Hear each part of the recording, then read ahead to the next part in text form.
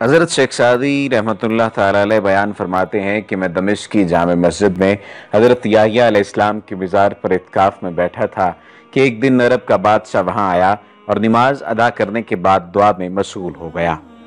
اس بادشاہ کے بارے میں یہ بات مشہور تھی کہ وہ رعایا کے ساتھ بہت سخت برتاؤ کرتا تھا۔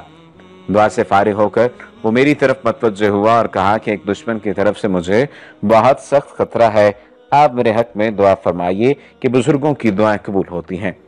میں نے بادشاہ کی بات سنی تو اس سے کہا کہ یہ بہت بڑا گناہ ہے کہ ایک طاقتور شخص کسی کمزور غریب کا پنجہ مروڑے، جو شخص عاجزوں پر رحم نہیں کرتا۔ کیا وہ اس بات سے نہیں ڈرتا کہ کبھی اس پر بھی برا وقت آ سکتا ہے، اور اگر ایسا وقت آ جائے تو اس کے ظلم کی وجہ سے کوئی بھی اس کی مدد کرنے نہ آئے گا۔ جس نے بیج تو بدی کا بویا اور امید باندھی اور اپنے دماغ میں ایک بیہودہ خیال بسایا۔ اے بادشاہ، اپنے کانوں سے غفلت کی روئی نکال اور اپنی رعایا کے ساتھ انصاف کر۔ یاد رکھ، اگر تو نے انصاف نہ کیا تو انصاف کا ایک دن مقرر ہے، تو اپنے اعمال کی پاداش سے بچ نہ سکے گا۔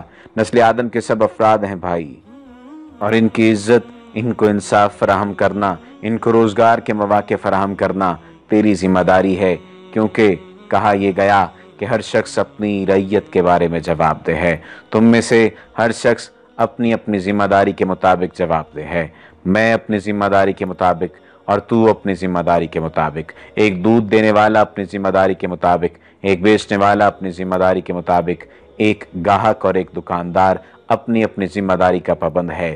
تو بادشاہ ہے، تجھے رعایا کی، سلطنت کی ان تمام ضروریات کا خیال رکھنا ہے جو کہ حقیقت کے قریب ترین ہیں۔ صرف اور صرف ایک بات یاد رکھ، اگر تو انصاف نہیں کرے گا تو تیرے ساتھ بھی ویسا ہی سلوک کیا جائے گا جیسا تو نے خدا کی مخلوق کے ساتھ سلوک کیا۔ ایسی مزید اچھی ویڈیوز کے لیے ہمارا پیج ڈیلی جمیل لازمی لائک کیجئے تاکہ آئندہ آنے والی تمام ویڈیوز آپ کو ملتی رہیں۔